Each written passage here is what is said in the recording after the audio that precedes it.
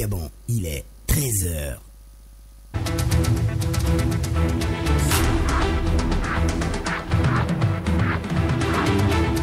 Le journal.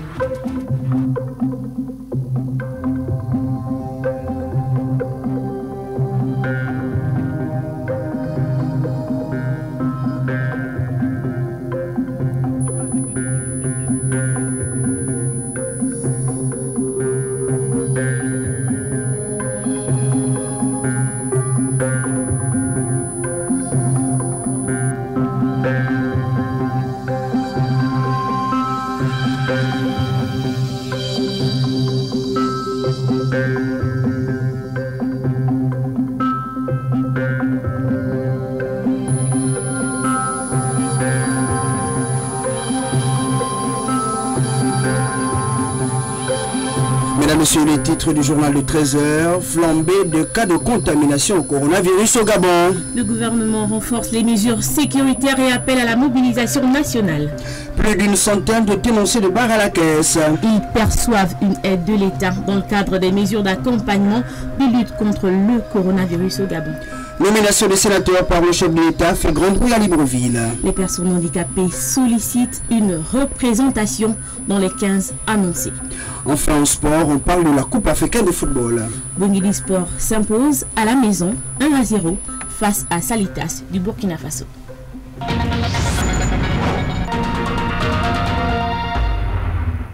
Bienvenue à tous. Bonjour Nelly Moutsogo. Bonjour Achille Mandamoussosi.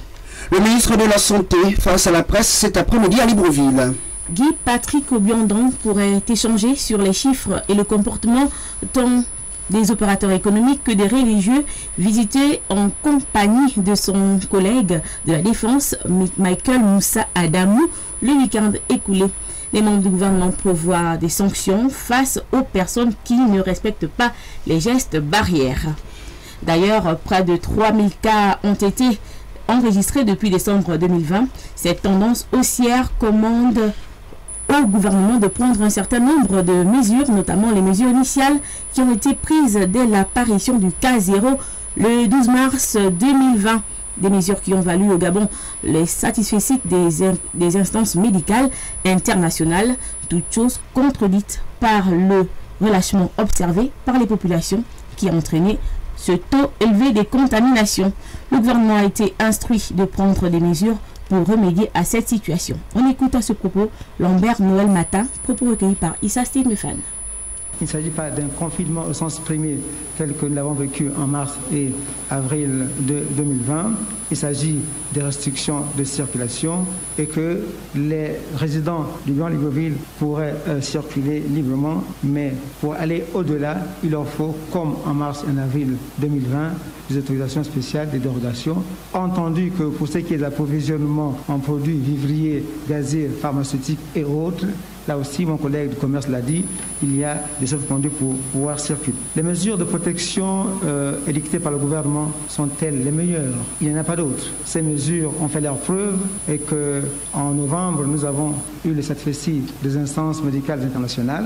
Et donc, pourquoi changer ce qui fonctionne? Nous sommes donc nous-mêmes à l'origine de contamination avec le relâchement généralisé qui a été constaté. Et évidemment, comme l'a dit le chef de l'État, nous reprenons les mesures qui vont perturber les vies quotidiennes. Mais jusqu'à ce jour, il me semble que les mesures qui ont été édictées par le gouvernement et qui ont fait leur preuve peuvent être revues au bout du jour, entendu que pour chacune d'elles, il y a des dérogations. Quant au rassemblement, je voudrais préciser ici qu'ils sont limités à 30 personnes, quelle que soit la nature, et que les mesures édictées concernant le port du masque, concernant le lavage de mains, concernant la distanciation physique restent de mise et que des brigades ont été mises en place secteur par secteur pour s'assurer de l'effectivité du respect de ces mesures. Et les dysfonctionnements seront sanctionnés soit par des amendes, soit par une fermeture pure et simple de la structure. C'était le ministre d'État, le ministre de l'Intérieur, Lambert Noël Matin.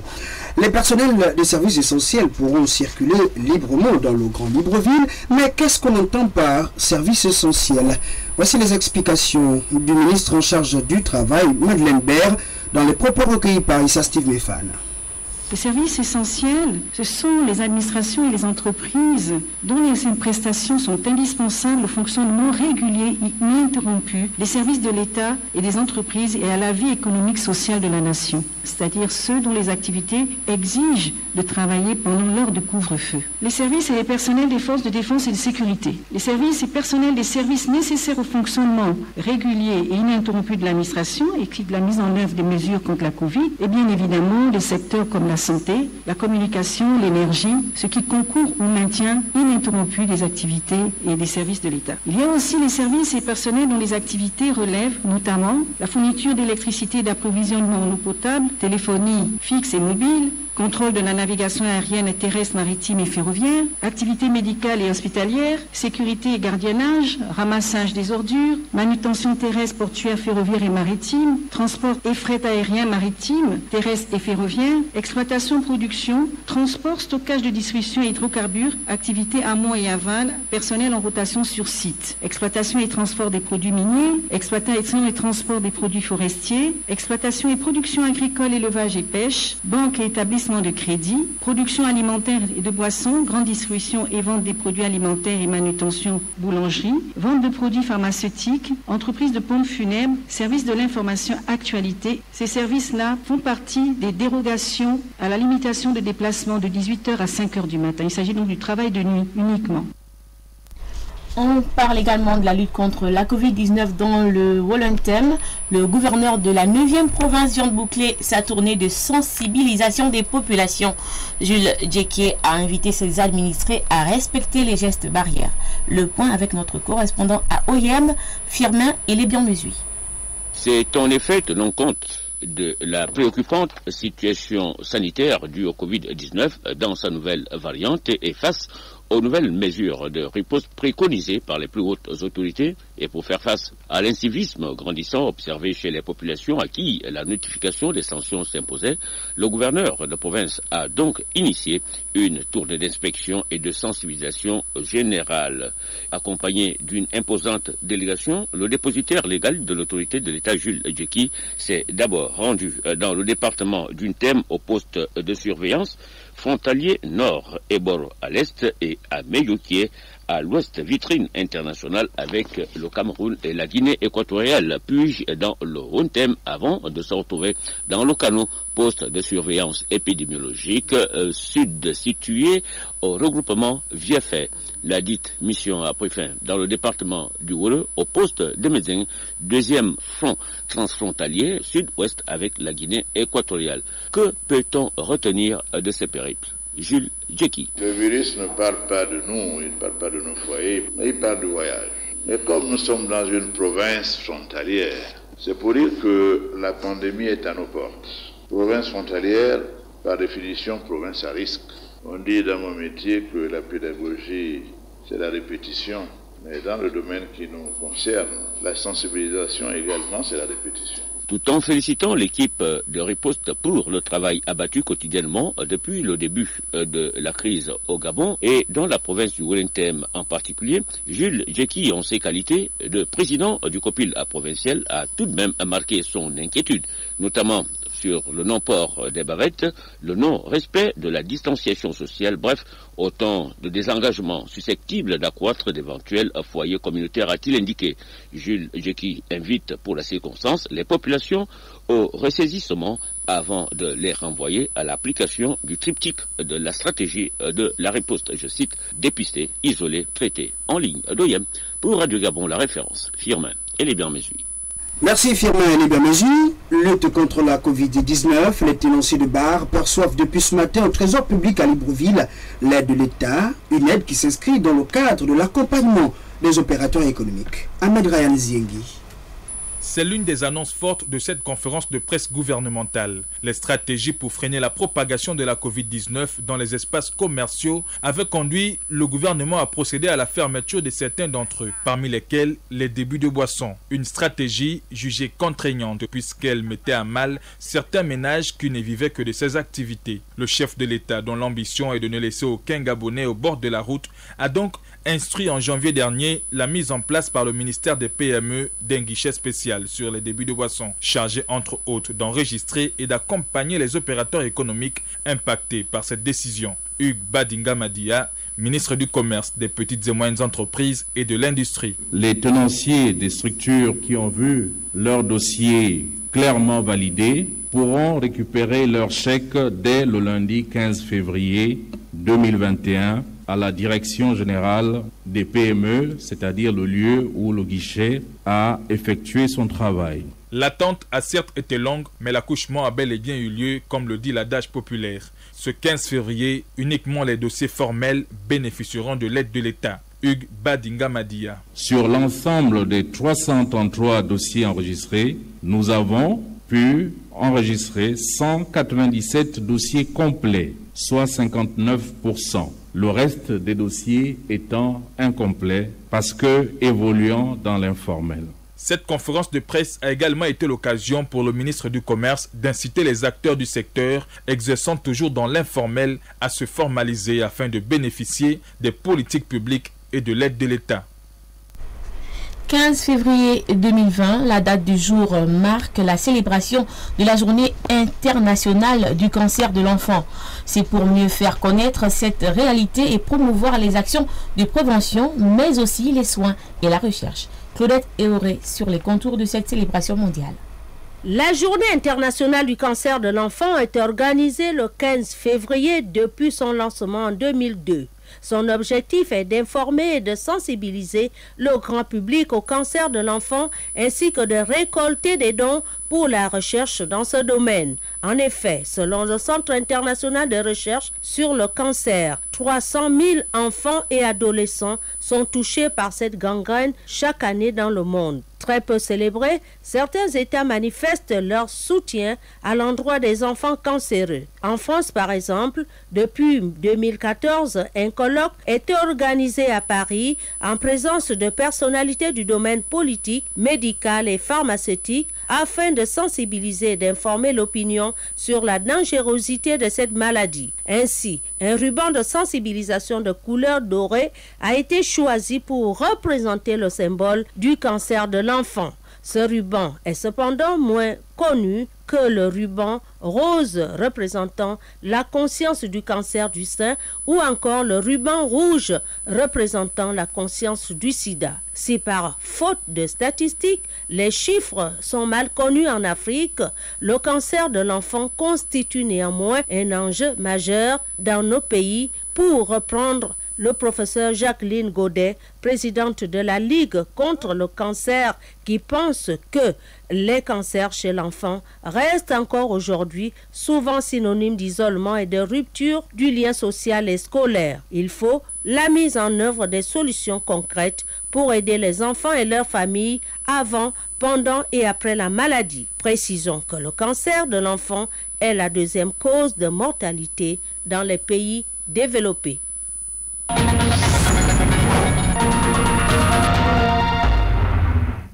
Nomination des sénateurs par le chef de l'État sous peu. Les membres du syndicat national autonome des professionnels handicapés assimilés du Gabon sollicitent la nomination d'un des leurs. Ils l'ont fait savoir le week-end écoulé à Libreville. On écoute leur porte-parole, Wilfried Mouelé, dans les propos recueillis par Issa Steve Mefane. Nous approchons inexorablement vers l'application de cette disposition de la loi fondamentale que nous, personnes vivant avec un handicap, réunis au sein du syndicat national autonome des professionnels handicapés et assimilés du Gabon, tenons à émettre un certain nombre d'inquiétudes inhérentes à ce qui pourrait paraître à nos yeux comme une forme d'exclusion dont nous courons le risque d'être victimes. Dans cette perspective, et après avoir jeté un regard sur l'évolution de la vie socio-économique et politique de notre pays, nous sommes reconnaissants quant aux multiples efforts encourageants que vous ne cessez de déployer à notre endroit depuis votre accession à la magistrature suprême en 2009. Et ce, grâce à un appui multiforme des actions sociales de la Première Dame en notre faveur à travers la Fondation Sylvia Bongo Ndimba pour la famille dans plusieurs domaines. En effet, Excellence, Monsieur le Président de la République, chef de l'État, nous pensons que Lors de la composition imminente de la 5e législature du Sénat, votre attention soit à nouveau sollicitée pour que notre frange de la population y soit représentée. Notre sollicitude tient compte, Excellence, Monsieur le Président de la République, chef de l'État, de notre souhait de faire partie des parlementaires capables de défendre véritablement nos multiples préoccupations, allant dans le sens d'améliorer nos conditions de vie et d'existence d'une part, et d'autre part, en s'appuyant sur votre programme de l'égalité des chances qui prône la participation des personnes vivant avec un handicap à la vie politique et publique. La fête de Saint-Valentin, c'était hier, dimanche 14 février. Il s'agit pour chacun et chacune de démontrer son amour envers son prochain. Une fête dite des amoureux qui est également une occasion de renouveler la flamme, notamment en s'offrant des cadeaux. Rokia Moneme retrace l'historique de cette célébration. La date à laquelle nous fêtons la Saint-Valentin est un héritage de la Rome antique. Organisé tous les 15 février, les Lupercales célèbrent alors Faunus Lupercus, dieu de la fécondité des bergers et des troupeaux. Rite de purification organisé à la fin de l'année romaine. Cette fête païenne se déroule en 3 étapes. Tout d'abord, les prêtres sacrifient un bouc dans la grotte du Lupercal. Ils induisent ensuite les jeunes gens des familles issues des familles nobles du sang des sacrifices dans un cérémonial qui symbolise la purification des bergers. S'ensuit la course des Luperques pendant laquelle les prêtres et les jeunes gens, couverts de la peau des bêtes sacrifiées, courent dans les rues de la ville et fouettent les passants avec des lanières découpées dans la peau du même animal. Les femmes, en particulier, se placent sur leur trajet dans l'espoir d'avoir une grossesse heureuse et un accouchement sans douleur. Enfin, les célébrations se terminent par un grand banquet au cours duquel les jeunes hommes tirent au sort leur compagne pour la soirée. Une pratique qui entraîne parfois la formation de couples durables et même pourquoi pas au mariage. La Saint-Valentin tombe chaque année le 14 février. Et si certains considèrent l'événement comme une fête commerciale, 60% des couples veillent année après année à honorer comme il se doit ce jour dédié à l'amour. Alors, s'il faut parfois redoubler d'inventivité pour surprendre l'être cher, le classique bouquet de roses continue de faire ses preuves, comme ailleurs dans le monde, mais la Saint-Valentin ne se fête pas pour autant partout de la même manière. Les cadeaux diffèrent d'un pays à l'autre, les coutumes aussi.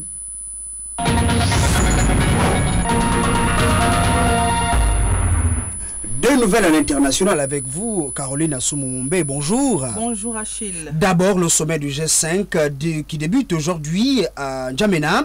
Cette rencontre de 2 jours dans la capitale tchadienne voit la participation en présentiel de 5 chefs d'État des pays sahéliens. C'est cela, l'événement va se dérouler en 2 temps. D'abord, le sommet du G5 ce lundi avec la participation du président français Emmanuel Macron par visioconférence. Demain, ce sera le tour de la coalition pour le Sahel qui rassemble les partenaires internationaux. On termine par le Sénégal, Dakar. Plusieurs personnes sont placées sous mandat de dépôt. Ils protestaient contre la convocation par la section de recherche du député Ousmane Sonko, leader du parti politique PASTEF, les Patriotes. 20 personnes parmi les 42 interpellées aux alentours du domicile du député Ousmane Sonko ont été inculpés et placés sous mandat de dépôt par le doyen des juges d'instruction. 22 autres personnes ont été relaxées. Le magistrat a retenu contre elles les chefs d'accusation d'association de malfaiteurs, participation à une manifestation insurrectionnelle, incendie volontaire, violence.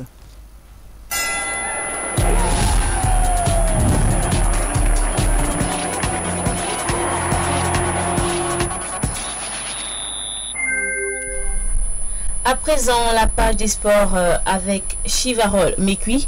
Bonjour Chivarol. Bonjour Nelly Moutougo. Nous commençons avec le football. Bwingidi Sport a fait un exploit hier en s'imposant face au club burkinabé de Salitas FC 1-0. Une rencontre qui rentre dans le tour de cadrage de la Coupe de la Confédération. L'unique but de cette partie a été inscrit sur penalty par Junior Obiang Bayano à la 84e minute.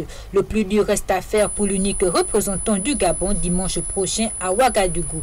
Écoutons Brissondo, l'entraîneur de Boinguidi Sport. Il est au micro d'Hervé David Maguena. Satisfait parce que réduit à 10 très tôt et terminer ce match en n'ayant pas pris de but, c'était notre objectif.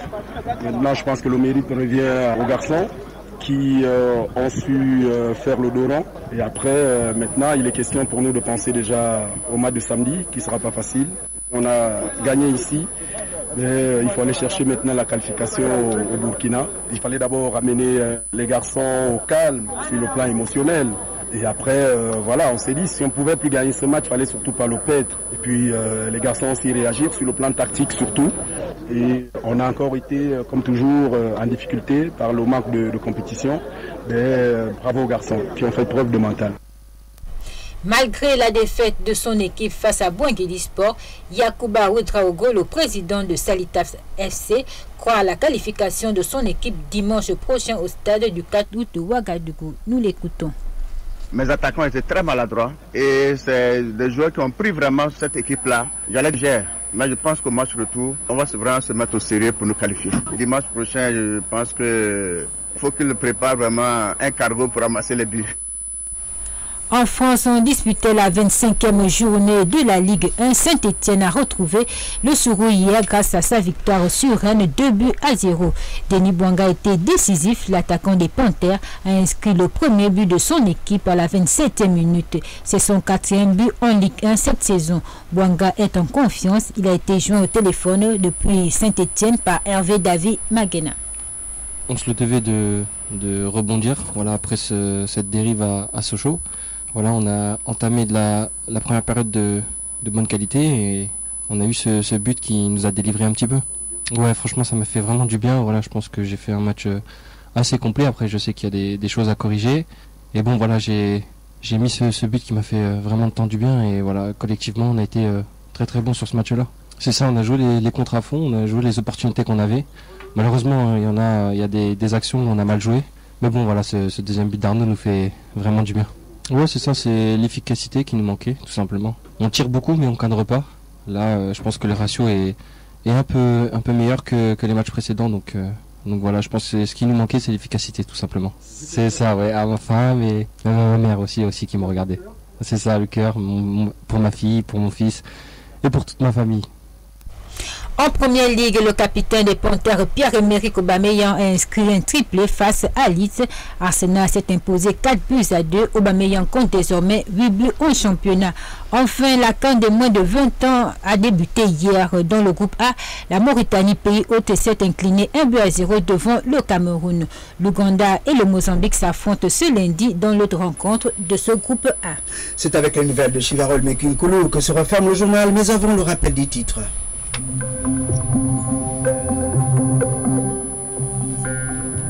Flambée de cas de contamination au coronavirus au Gabon, Nelly. Le gouvernement renforce les mesures sécuritaires et appelle à la mobilisation nationale.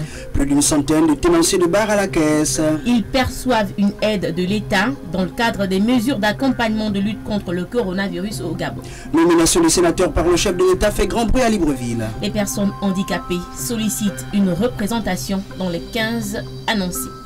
En sport, on a parlé de la Coupe africaine de football. Boinguidi Sport s'est imposé à la maison 1-0 face à Salitas du Burkina Faso. Le journal qui s'achève est mis en onde par Friede Tanguy Boubonga de Baposo, collaboration rédactionnelle Chivarol Mekinkulu, Carolina Soumou-Mombe, réalisation Arnaud Ndongozogo, Nelly Moutsogo et Achille Monda Moussoti vous disent merci, à demain 13h.